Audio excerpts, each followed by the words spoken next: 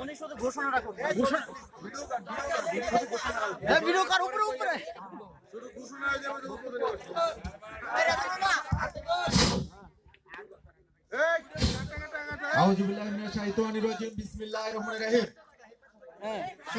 ঐতিহ্যবাহী মেহেন্দিপুর তরুণ সংঘের উদ্যোগে এলইডি টিভি এবং mobile phone badminton tournament semifinal ও ফাইনাল খেলা 2017